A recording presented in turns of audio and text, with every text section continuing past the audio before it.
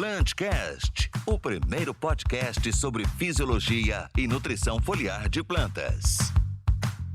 Estamos aqui para mais um Plantcast, o primeiro podcast sobre nutrição e fisiologia de plantas da Compass Minerals. Nesse episódio, iremos falar sobre manejo nutricional para alta produtividade e qualidade na cultura do trigo. Trago aqui os colegas João Daniel, Aldemir e Evandro Minato. E para nós é uma satisfação muito grande ter como convidado externo o professor Luiz Gustavo Floss, professor e consultor. Professor, passo a palavra para você para fazer a sua apresentação aqui e dar início ao nosso Plantcast. Olá, João. Olá, colegas da agronomia. É um prazer muito grande estar com vocês nesse Plantcast, tão importante para levar o conhecimento aos produtores e aos técnicos sobre esse tema tão importante para nós também, que é a nutrição de plantas, e que a gente vem desenvolvendo trabalhos praticamente em todas as culturas produtoras de grãos, as principais culturas produtoras de grãos do Brasil, como soja, milho, o trigo, que é o nosso tema principal de hoje, mas também aveia, feijão, canola e girassol.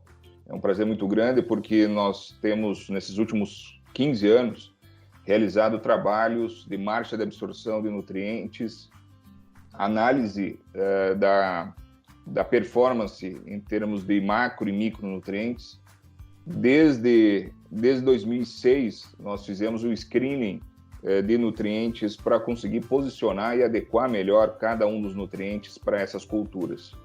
E é um prazer muito grande falar da cultura do trigo, nossa principal cultura do inverno no sul do Brasil, e que hoje também está presente em vários locais do Brasil, no Centro-Oeste, inclusive no Nordeste. Então, acredito que nós vamos ter boas conversas aqui para poder direcionar esse tema tão importante e buscar as altas produtividades, como nós já conseguimos em alguns outros anos. Bom, então a primeira pergunta que nós temos aqui para o professor Luiz Gustavo nós gostaríamos de saber, Luiz, como você tem visto a evolução no cenário técnico e econômico da cultura do trigo nos últimos anos. João, essa pergunta é muito importante porque, como eu comentei antes, a cultura do trigo é a nossa principal cultura de inverno. Nós temos hoje como uma necessidade de termos alternativas para aproveitamento no sul do Brasil desse período que acontece praticamente entre o mês de abril e mês de outubro. A cultura do trigo acaba sendo a principal cultura hoje, né, a nível de Brasil, nesse período para o sul. Eu acredito que para esse ano nós estamos falando aproximadamente 2 milhões de hectares já no Brasil. Então, nesse ano de 2020, com os preços mais altos de trigo, hoje para o produtor, dependendo da situação, se consegue aí próximo a R$1.000 a tonelada de trigo. Isso são preços históricos nunca alcançados para o produtor e que possibilita, sim, desenvolver uma área maior, que ainda está em desenvolvimento essas áreas, que eu acredito que vai ter um aumento de área e de produção. Então isso vai fazer com que o produtor de trigo possa ser valorizado também e junto a isso, e essa análise aqui é importante, porque a partir do momento que o produtor enxerga uma valorização do preço, ele valoriza também a tecnologia. Aqui que eu queria chegar muito a esse aspecto. Então, não só o aumento da área vai acontecer, mas eu acredito também no aumento das tecnologias empregadas na cultura, já que nós temos essa possibilidade de aumento de produção e, claro, pensando na qualidade que pode acontecer junto à produção local. Então, pensando na evolução da cultura do trigo, principalmente na região sul do Brasil, a gente tem observado o aumento da produtividade ao longo do tempo, né? E eu queria ouvir do professor quais foram as principais linhas que evoluíram pensando em fertilidade do solo e nutrição de plantas que contribuíram para esse aumento da produtividade pelo produtor. Essa pergunta é muito importante porque nós tivemos realmente uma evolução muito grande nesses últimos anos. Eu vou colocar aqui, primeiro, fazendo um pequeno histórico nos últimos 20 anos. Se nós olharmos as características dos cultivares nesses últimos 20 anos, modificaram muito em termos de arquitetura, perfilhamento, mas principalmente na qualidade do trigo. Se nós olharmos há 20 anos atrás, um pouco menos até de 20 anos atrás, podemos colocar até menos de 15 anos, nós tínhamos uma grande produção de trigo brando. Trigo brando que tem um baixo W, baixo força de glúten, devido à questão dos cultivares terem essa característica. Naquela época, eu estou falando então em torno de 15 a 20 anos atrás, inclusive tinha uma grande discussão sobre isso. Porque naquela época, quando se pegava cultivares de trigo pão, que são aqueles de força de glúten mais alto, comparado com esses trigos soft, brando de força de glúten mais baixo, a produtividade dos trigos soft eram mais altos do que os trigos tipo pão. Então, quando a gente colocava na balança, o produtor colocava na balança a escolha desse cultivar, ele ia para maior produtividade. Até porque o mercado paga ainda hoje, né, apesar de ter algumas diferenciações, mas ainda na boca do cerealista, da cooperativa, paga pelo pH, pelo peso hectolitro, que é praticamente o percentual de farinha que sai de um trigo, né? Então, quanto mais baixo esse percentual, quanto mais baixo esse peso hectolitro, menor é o preço. E naquela época, o produtor não pensava em aumento de força de glúten, porque não se pagava mais por esse W mais alto. Então, ia pela questão produtividade. E aí, o que aconteceu? O Brasil, tendo demanda para trigo-pão, para destinar para a dona de casa, para o padeiro, ter um pão, fazer um pão mais rápido, quanto maior a força de glúten, maior a absorção de água rápida, faz com que tenha uma rapidez na formação da massa de pão. Então, ao invés do padeiro ficar sovando ali horas e horas até criar essa força toda, ele com menos tempo consegue já poder formar esse pão rapidamente, né? E como a vida evolui, né? Ninguém mais quer acordar às 3, 4 horas da manhã. Pode acordar daqui a pouco às 7 horas e em pouco tempo fazer seu pão ou vender esse pão rapidamente. Então, essa evolução aconteceu nesses últimos 15 anos para a formação de cultivares de trigo tipo pão com tetos produtivos mais altos. E hoje nós temos esse tipo de trigo com as principais cultivares que nós temos no mercado são tipos de trigo pão e tipo melhorador, que tem mais força de glúten ainda, esse melhorador. E hoje com tetos produtivos muito altos, ou seja, houve uma decadência dos cultivares tipo soft e houve uma evolução desse tipo de característica. O que isso influencia na nutrição dessas plantas? É que quanto maior a força de glúten, maior a quantidade de algumas proteínas que são as gliadinas e glutelinas. Essas proteínas têm uma maior necessidade, principalmente de 2 nutrientes, nitrogênio e enxofre. Obviamente, quando nós falamos nitrogênio, nós estamos falando também de todo o complexo que envolve o nitrogênio, como é o caso do próprio molibdênio. Então, por isso que houve até uma evolução nessa questão do molibdênio nesses últimos anos. E como eu comentei no início, lá a partir de 2006, eu comecei a fazer, eu instalei minha estação experimental em 2006. O principal objetivo dessa formação da estação, além de vários outros, era de poder fazer um screening de cultura por cultura, saber nutriente por nutriente, fonte por fonte de nutrientes, época por época de aplicação, quais as respostas que nós tínhamos com cada um desses nutrientes.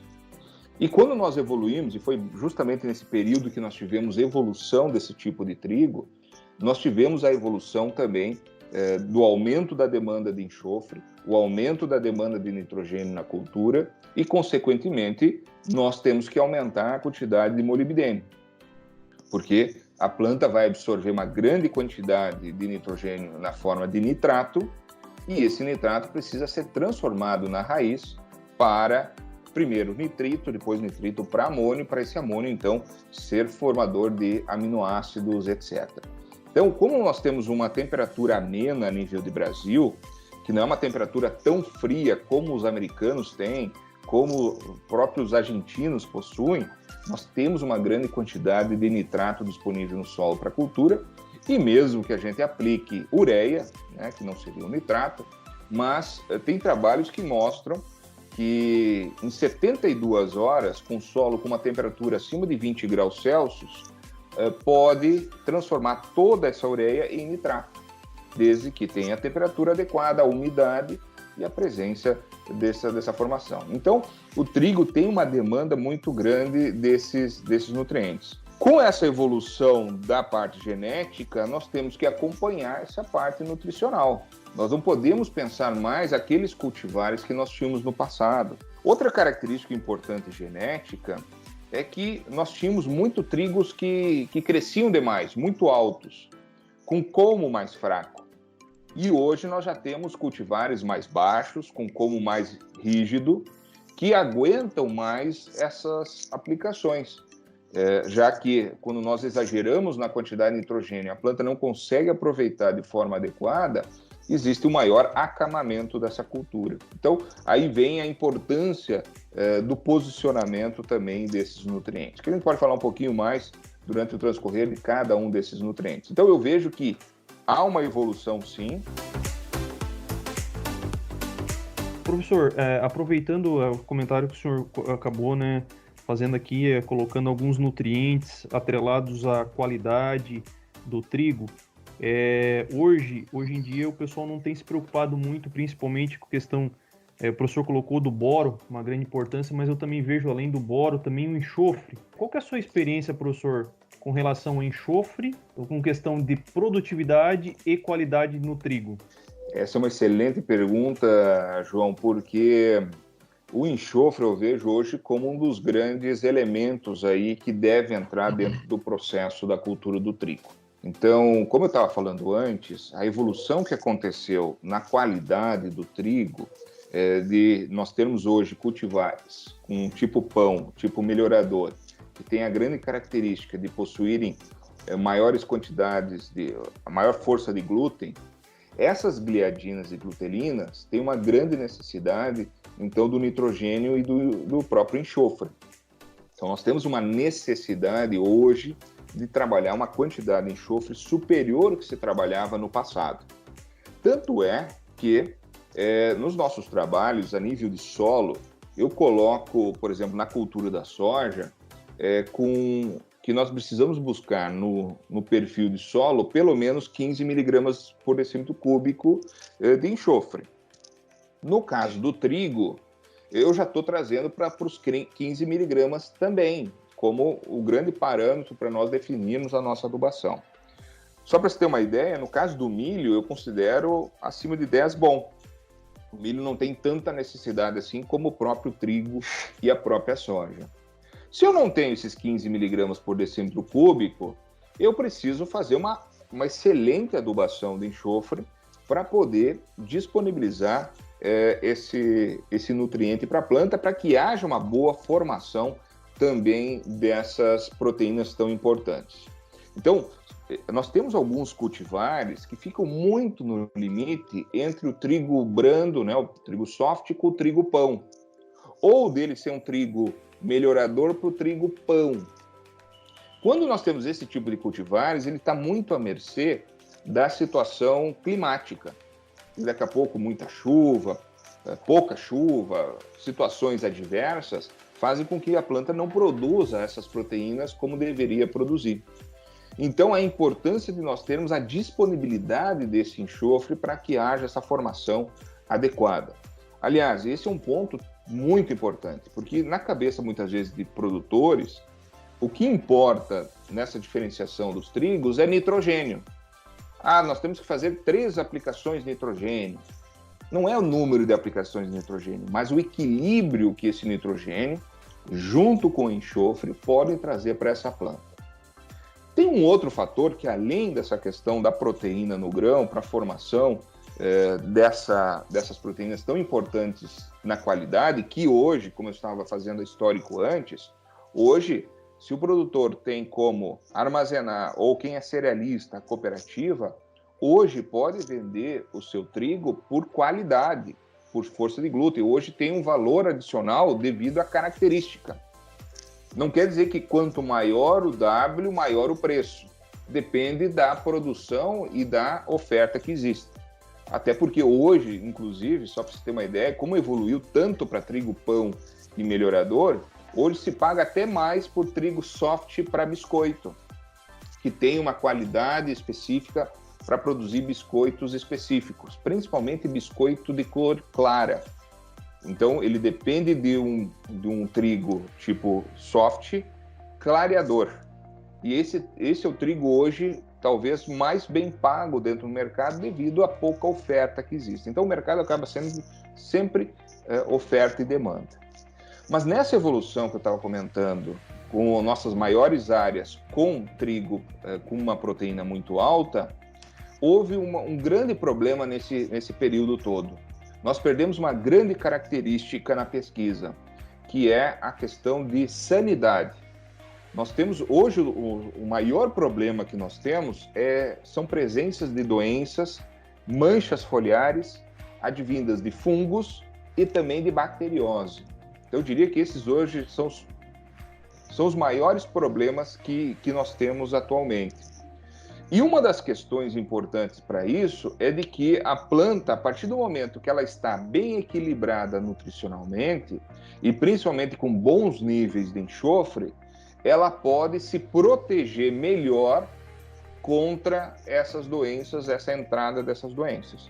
Então, além de melhorar a qualidade desse grão, dessa formação desse grão, nós também podemos, junto com esse enxofre, bom suprimento de enxofre, auxiliar na formação de compostos que inibem a entrada de doenças, principalmente formação de fitoalexinas, e substâncias que têm a capacidade, então, de diminuir a severidade dessas doenças, que hoje nós temos uma grande dificuldade com fungicidas para um bom controle.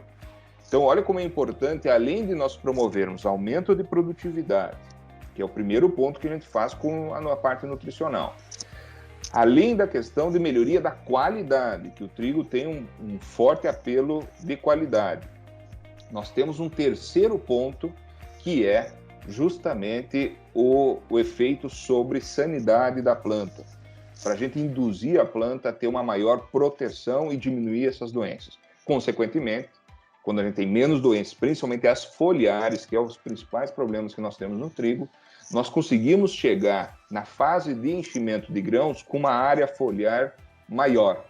No caso do o trigo hoje, principalmente a folha bandeira -1 e a -2, são as mais importantes para esse enchimento de grãos. Só que tem um outro fator que a gente pode até discutir, evoluir depois na discussão, que é com relação aos perfilhos. Muitas vezes, quando nós temos formação de perfilhos atrasados, nós temos um perfilho que é mais baixo que a planta-mãe. E se ele está mais baixo, ele está mais propenso a ter mais doenças.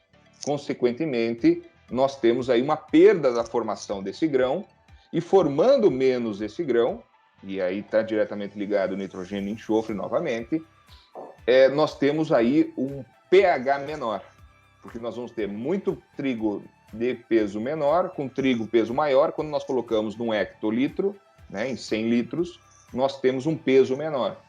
Se a gente classifica, tira o trigo menor para um lado, o trigo maior para outro, nós vamos ter 2 pHs bem mais altos, por uma questão de ocupação de espaço. Só que, quando o produtor vai vender, o produtor não vai fazer essa separação, ele vai vender tudo que tem. Então, quanto mais homogêneo for a formação desses perfilhos, melhor vai ser a produtividade e também a qualidade que esse grão vai ter na hora da comercialização. Então, professor, nós sabemos da importância do correto estabelecimento da cultura, né? Eu queria que o senhor explorasse um pouco mais a importância, então, da nutrição, propriamente até com zinco, e a questão de bioestímulo nesse momento, como eles podem nos auxiliar, assim, o produtor.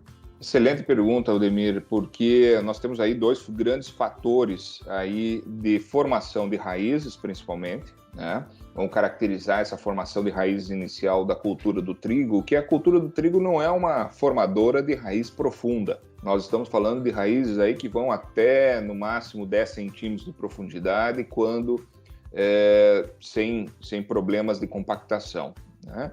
Mas a formação dessa raiz é fundamental para que a planta consiga fazer a absorção dos nutrientes.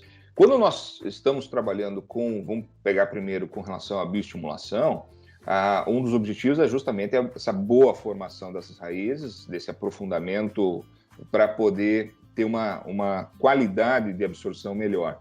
Já que nós estamos num plantio direto, nós estamos falando aí das maiores regiões de produção de trigo, são as regiões do sul, né, Paraná, Rio Grande do Sul, Santa Catarina, que tem por característica nesses últimos anos a evolução do plantio direto e a maioria dessas áreas não recebem mais calcário sendo incorporado, mas sim calcário em superfície. Esse calcário em superfície, então, vai afetar muito mais justamente essa camada superficial onde tem essas raízes do trigo, né, dos cereais de inverno. Vamos lembrar que quando nós aumentamos o pH nessa camada superficial, e a gente tem visto muitas áreas com pH alto na superfície, até porque nós temos procurado realizar dentro dos produtores que ele faça uma estratificação desse solo, então tirando a amostra de 0 a 5 centímetros, 5 a 10, 10 a 20, 20 a 40, e o principal objetivo de fazer essa análise de solo superficial é justamente para ver a situação que se encontra. Quando nós estamos numa situação de pH muito alto, nessa camada dos primeiros 10 centímetros, ainda mais nos primeiros 5 centímetros, onde a gente tem encontrado áreas com pH 6,5, 7, 7,5, os micronutrientes ficam indisponíveis nessa fase. Então, se nós temos uma grande formação de raízes nessa profundidade, aliados que, vamos lembrar também que a gente faz a semeadura do trigo para colocar a semente numa profundidade em torno de 2 a 3 centímetros. Que, aliás, se a gente pudesse só colocar uma terrinha por cima da semente, já estava muito bom. Podia ser 2 milímetros, né? Mas é uma questão operacional que a gente tem que colocar um pouquinho mais, senão, dependendo do tipo de solo, vai ficar a semente por cima. Isso não pode. Então, a semente fica muito superficial. Essa condição de pH muito alto, nesse momento, indisponibiliza os micronutrientes. Então, por isso a importância de nós melhorarmos com bioestimulantes, né, essa formação inicial. A gente tem dado maior preferência para produtos que possuem extrato de algas nessa formação inicial e produtos que possam auxiliar na formação de determinados hormônios, que é, no caso, auxina, giberelina, citocinina, mas principalmente a auxina vai ter maior crescimento de raízes e o crescimento da parte aérea.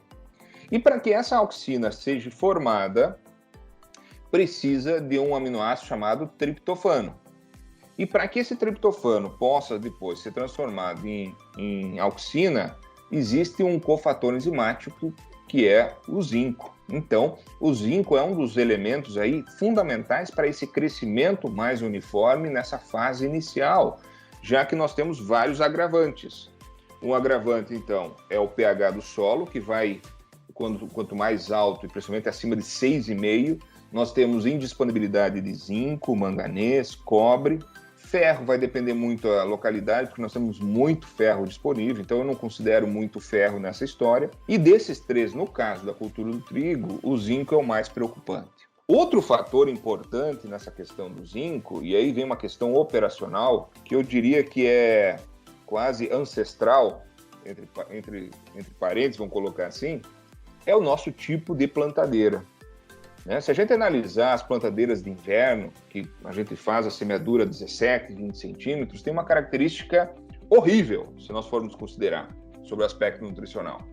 É que ela coloca o adubo e a semente junto, no mesmo sulco. na mesma profundidade.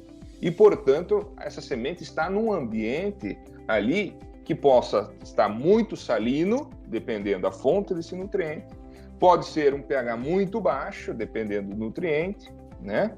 E se eu trabalho com muito fósforo, esse fósforo pode indisponibilizar a questão do zinco, né? Já que o fósforo, quando liberado, está na forma PO4-, carga negativa, então vai se ligar com um nutriente de carga positiva e um dos principais que se ligam é justamente o zinco. Então existe a formação de fosfato de zinco, que deixa indisponível tanto o fósforo como o zinco, portanto, de uma forma que a planta não consiga absorver. Então nós temos aí vários fatores nessa fase inicial que levam a nós termos, então, essa deficiência nutricional inicial. Dificuldade de formação de raízes, por isso a bioestimulação. pH muito alto, pouco já zinco disponível no solo. Excesso de fósforo no sulco, indisponibilizando, se ligando com o zinco presente e indisponibilizando. E aí vem toda a necessidade de crescimento que essas culturas têm.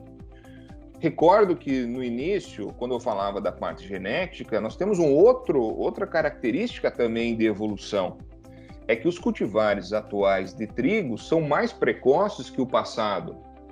E quanto mais precoce é um cultivar de uma determinada cultura, mais rápido vai ser esse desenvolvimento inicial e mais disponível precisam estar os nutrientes para que aconteça esse crescimento de forma uniforme. Então, quando nós falamos de trigo de 160, 180 dias que nós tínhamos lá no passado, e nós não tínhamos calcário em superfície, são tudo fatores que não nos trazem necessidade de fazerem complementações. Mas hoje, através dessas operações que acontecem, começa a ser necessário um avanço dessa nutrição para disponibilizar melhor esses nutrientes. Então, indo pela pergunta, como que a gente tem feito? Eu tenho dado preferência para colocar bioestimulante no tratamento de sementes. O trigo tem uma característica de a gente poder trabalhar com uma quantidade de semente alta por hectare. Nós não temos problema de quantidade de cauda no tratamento de semente, para justamente incentivar.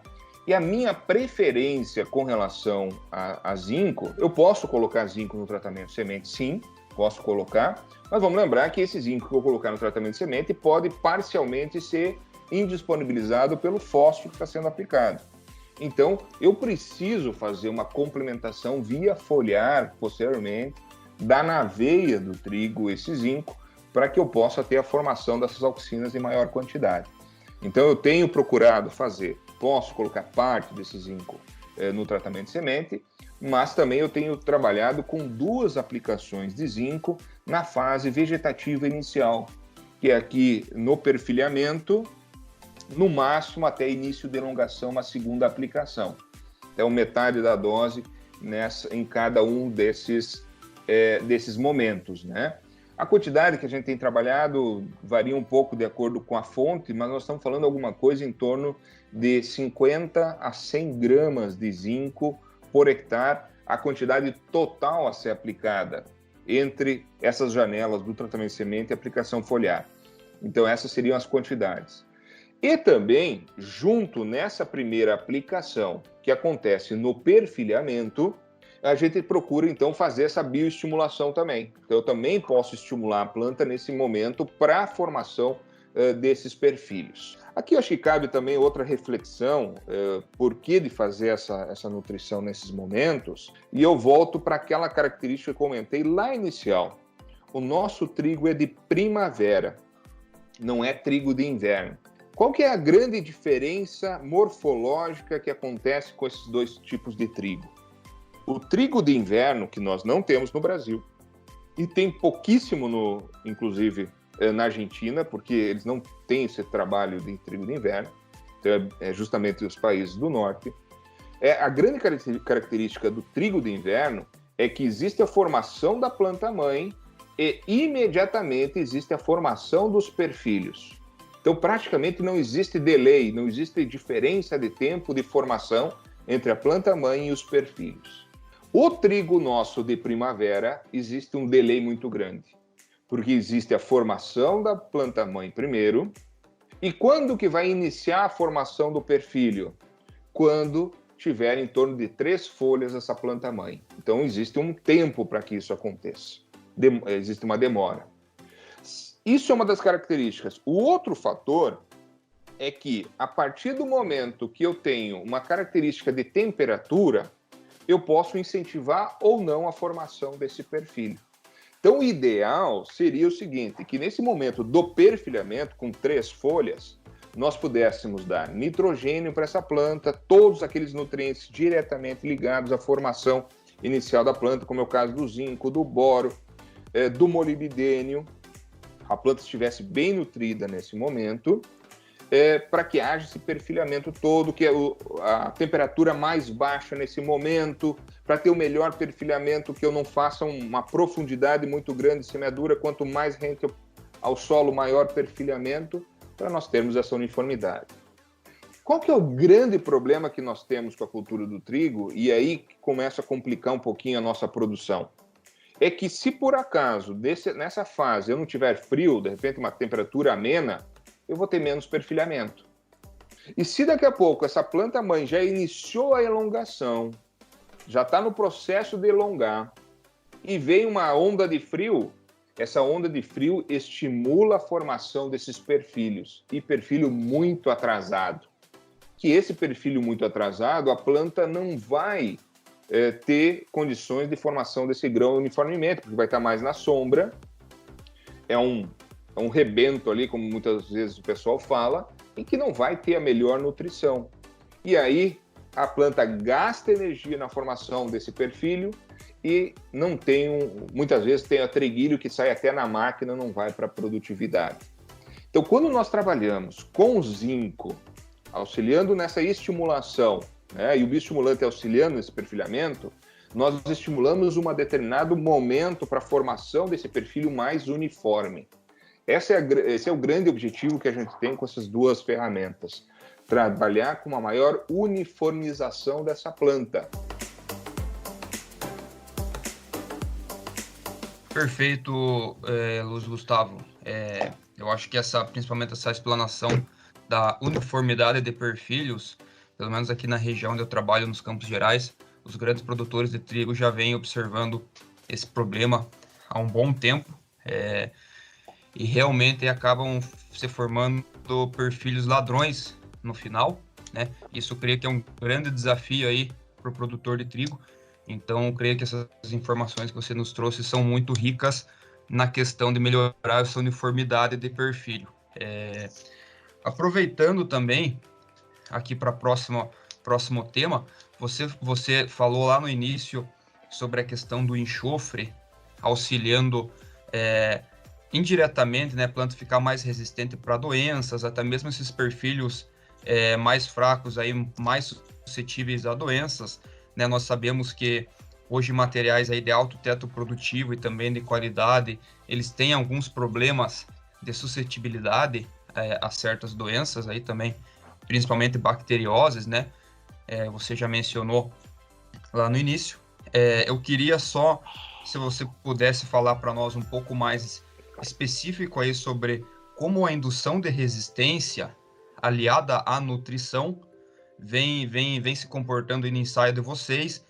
Muito se fala também do micronutriente cobre, né? Auxiliando. Se pudesse explanar um pouquinho sobre esse assunto aí para nós. Excelente, João. Vamos falar assim. Eu tenho trabalhos com indutores de resistência desde 2008 ou 2009. Já estamos aí com praticamente quase 12 anos de trabalhos com indutores. Não só com a questão de fosfito, que é hoje muito conhecido, né? Mas também com indutores orgânicos a partir de extratos vegetais, a partir de alguns aminoácidos também, né?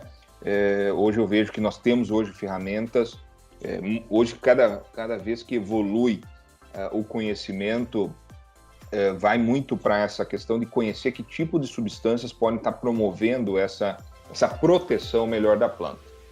E eu vejo que quando a gente faz essa bioestimulação nessas fases iniciais, os próprios extratos de algas possuem características, né, compostos que podem levar a uma proteção melhor da planta. Então, tem outras substâncias também que podem promover essa proteção como um todo.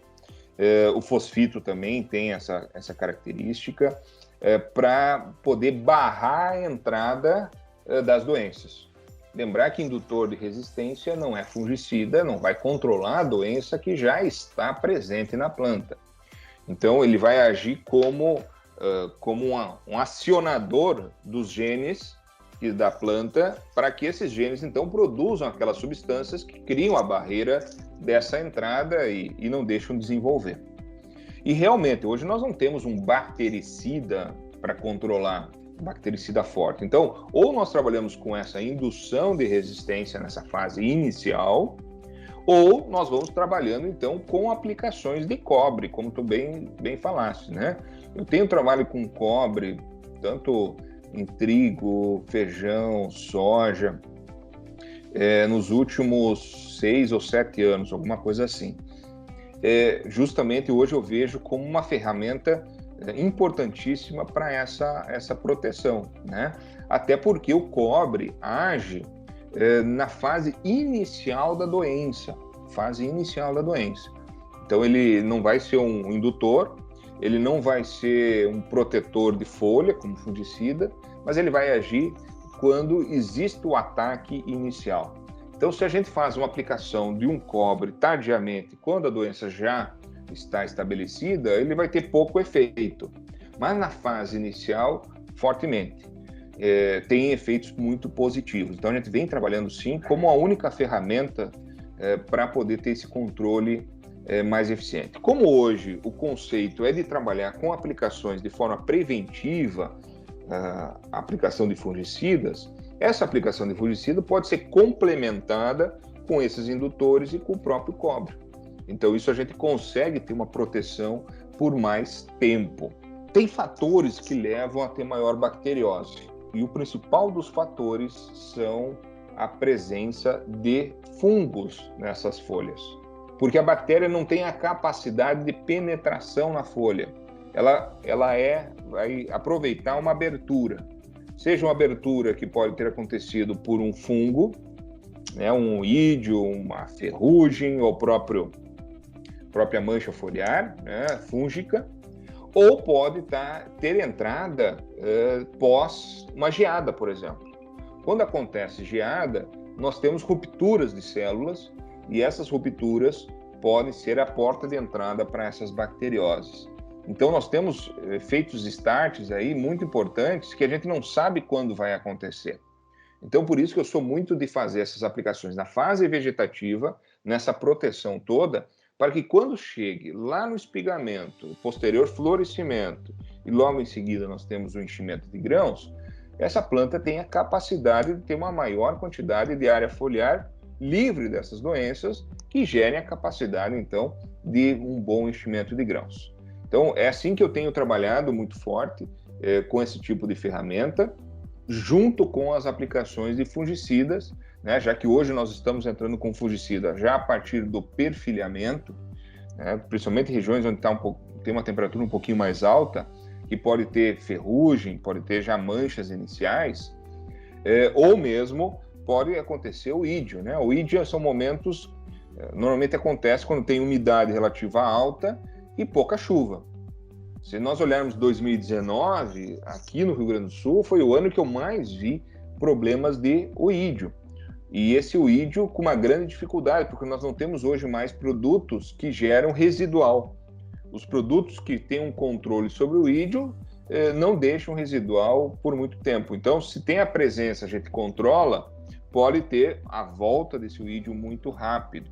E aí é uma volta que pode aumentar, então, a quantidade dessas bacterioses. Então, eu sou muito favorável ao uso desses indutores, uso do cobre, principalmente para a gente fazer uma proteção melhor a esses tipos de cultivares hoje, geneticamente, que têm maior suscetibilidade a essas doenças. Bom, professor, agora uma pergunta sobre como que vocês têm visto na pesquisa, o senhor, na sua experiência de campo, como a nutrição ela pode estar nos auxiliando então, na translocação, para o enchimento de grão, nessa melhora do pH, tendo em vista que hoje muitas cooperativas e moinhos estão pagando por essa qualidade melhor do trigo também. Aldemir, eu vejo assim, nós temos vários nutrientes que são importantes para que aconteça esse enchimento de grãos. Eu tenho muito trabalho que eu realizei nesses últimos anos todos. Então, podemos começar aqui com aqueles nutrientes que nós comentamos antes, né? O nitrogênio e o enxofre, que são importantíssimos para a formação dessas proteínas. A importância do potássio, né? Porque vamos lembrar que a principal função do potássio é ele ser cofator enzimático. Ou seja, ele é a chavezinha que vai dizer para a planta, para a produção das proteínas, que vai auxiliar na formação dessas proteínas. Então, se eu não tenho uma chave, eu não consigo acessar uma porta. Não adianta eu me encher de nitrogênio e enxofre se eu não tiver o potássio para fazer justamente essa passagem para a formação dessas proteínas aí. Além desses macronutrientes, desses 3 macronutrientes, nós temos alguns micronutrientes fundamentais, que é o caso do boro, né? O boro, acho que vale a pena discutir mais a questão do boro, porque o boro tem vários fatores de auxílio na planta. Um deles é justamente para melhorar o enchimento de grãos, porque existe uma formação de um complexo chamado borato-açúcares. Ou seja, é o boro que é o caminhão que leva os açúcares que são produzidos nas folhas até os grãos. O boro é o grande caminhão que faz esse processo. Então, se não tiver caminhão, não adianta a planta ter uma área foliar imensa, produzindo muitos açúcares, muitos aminoácidos nessa folha, se não vai ser drenado para aquele produto que nós vamos colher, que é o grão. Então, o boro é a grande ferramenta para isso, e por isso que eu trabalho com boro já há quase 15 anos, como um dos grandes elementos aí para nós melhorarmos a produtividade. Além dessa formação do grão, desse aspecto que é importante do transporte, que é justamente o boro que transporta, não é o potássio que transporta os açúcares, né? É o boro que faz esse processo. O boro está muito ligado àqueles fatores iniciais que nós tínhamos comentado, auxiliando inclusive a questão do zinco na formação da auxina. Porque é o seguinte, se o zinco auxiliou na formação da auxina, o que a auxina vai indicar para a planta? A auxina diz para a planta o seguinte, olha, está na hora de fazer crescer, está na hora de fazer a divisão, fazer o aumento da formação das células, né? E claro que vai ter a divisão depois com outro hormônio. Só que para a formação dessa nova célula, desse crescimento da nova célula, existem vários tipos de compostos. E o principal composto, um dos principais compostos, nesse caso ligados ao boro, está na formação de uma base nitrogenada chamada uracila. E essa uracila somente é formada se tiver a presença de boro. Então, se o boro não está presente, tem pouca disponibilidade, e a planta tem necessidade de crescimento, e eu comentei antes que é importante para a formação de raízes, é importante para o perfilhamento, é importante para o crescimento, é importante para a formação da parede celular do como para dar enrijecimento desse como, é importante para a formação de células nos grãos, é importante para a formação das inflorescências, que, aliás, alta produtividade tem muito a ver com maior número de grãos por inflorescência. O que muitos produtores falam de trigo de terceira, trigo de quarta. O que é isso quer dizer? Que é o trigo que tem 3 grãos por inflorescência, por espigueta, tem 4 grãos por espigueta. Quanto maior o número de grãos, maior é o número de cilos que a planta tem para fazer esse enchimento. E esse momento da formação das espiguetas, a formação desses grãos, acontece justamente entre o perfilhamento e o início da alongação. Então o boro, a gente precisa do boro não só para o florescimento, que muitas vezes o pessoal pensa boro, florescimento, porque claro, se o boro está ligado à formação dessa base nitrogenada, na formação de uma nova célula, vai ser importante na formação inicial do grão.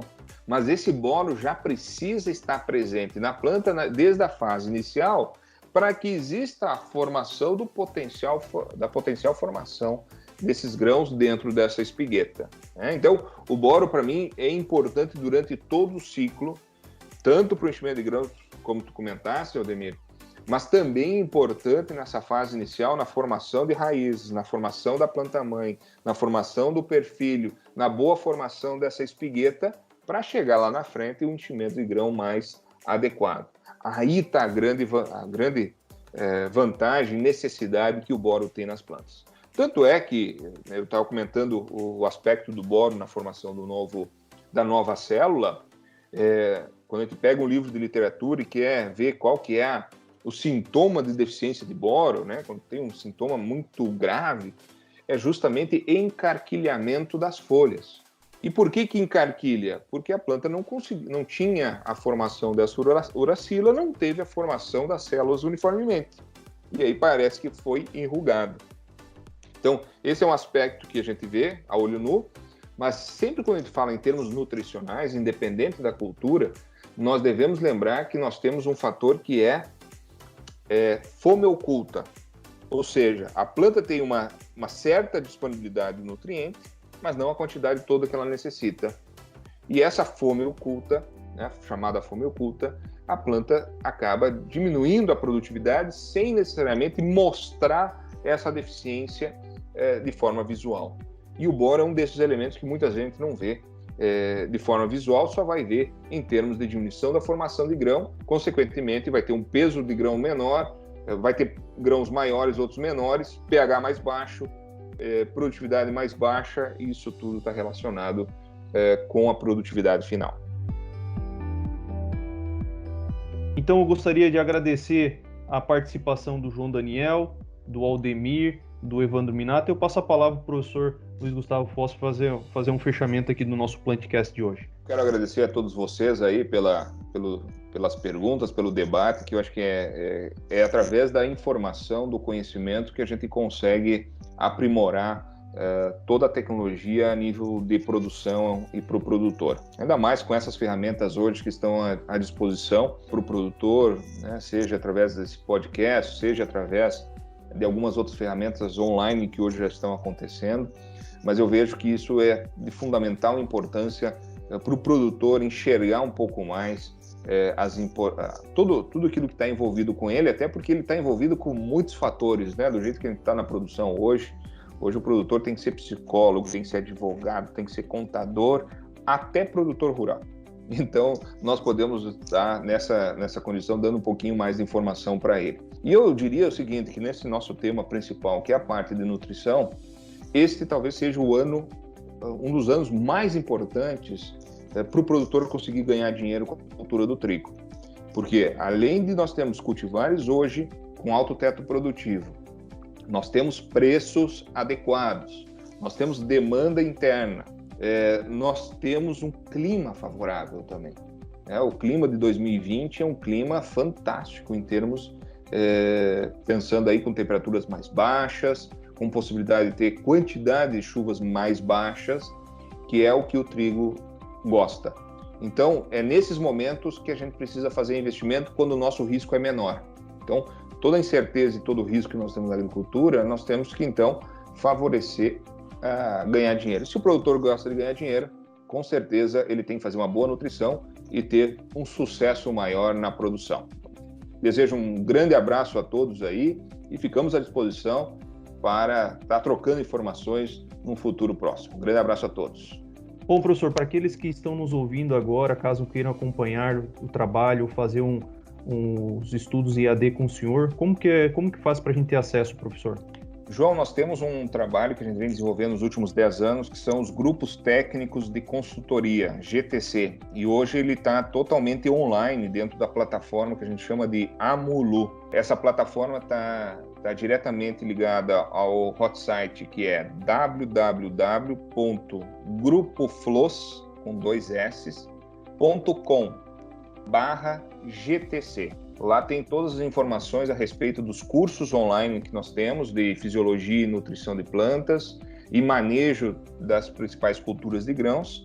E é um grupo de discussão onde, inclusive, nós temos o que a gente chama de web encontro, toda segunda-feira de manhã, uma discussão aí de uma hora a uma hora e meia sobre a situação que existe de produção, discutir um pouco de clima, de mercado, de manejo momentâneo aí que está sendo realizado. Toda semana, ao vivo, às 7 horas da manhã, que vem acontecendo. Então, maiores informações podem entrar dentro do nosso site, do Grupo Flows. Na parte do GTC vai ter todas as informações a respeito disso. O Plantcast é uma produção da Compass Minerals Plant Nutrition. A gente inova e nutre. O agro cresce.